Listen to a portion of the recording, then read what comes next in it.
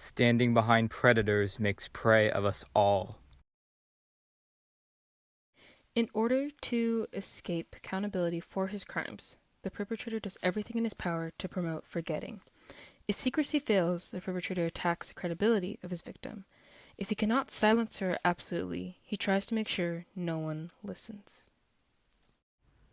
We mute the realization of malevolence, which is too threatening to bear, by turning offenders into victims themselves and by describing their behavior as the result of forces beyond their control. It wasn't your fault. Even if you were drunk, even if you were wearing a low-cut mini dress, even if you were out walking alone at night, even if you were on a date with the rapist and kind of liked him but didn't want to have sex with him. You never predict that rapists are lurking in the sun, sky, and trees. In other words, humans are as they seem.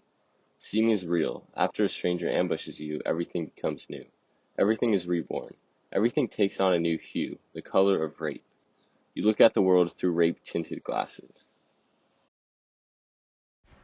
The silence was killing me, and that's all there ever was. Silence. It was all I knew. Keep quiet, pretend nothing had happened, that nothing was wrong. No amount of me trying to explain myself was doing any good. I didn't even know what was going on inside of me. So how could I have explained it to them? What I've discovered is that by keeping peace with those who hurt me, I had no peace. Rather, I was in turmoil.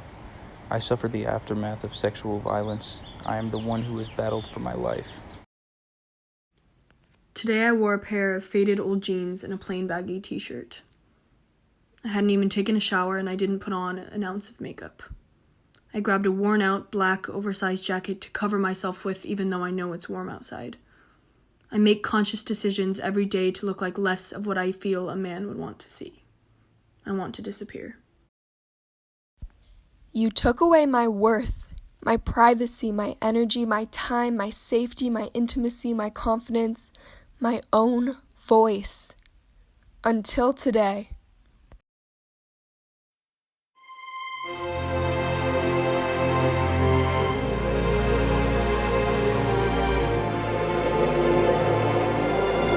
Every 73 seconds, another American is sexually assaulted. 1 out of 6 American women have been victims to attempted or completed rape. 8 out of 10 rape cases, the victim knew the perpetrator. Only 1.5% of rape cases lead to charges.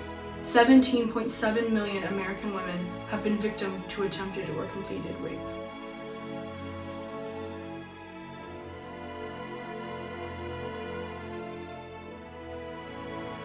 One in 3 women suffers sexual or physical assault by a man at some point in her life.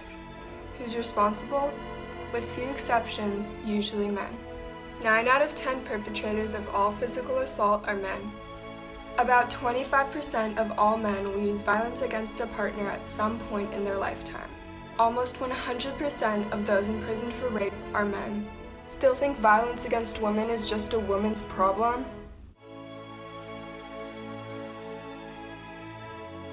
What's stopping men from changing?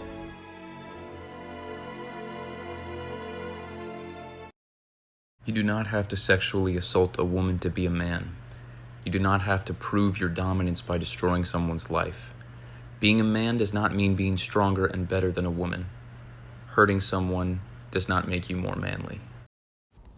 Males are taught early on not to cry and not to show weakness, especially fear. Often, men who do express their feelings are immediately labeled as gay or feminine. How can men begin to address their own violence when they're taught to keep their feelings to themselves? Being a real man means being able to express yourself and defy the social standards that glorify assault. Being a real man means fighting for a change. Sexual assault and harassment can come in all different forms. Inappropriate or unwanted touching, sexual gestures, inappropriate comments, and more. No means no. It doesn't mean convince me. It's all of our jobs to hold each other accountable for our actions, stand up for each other, and treat each other with kindness and respect.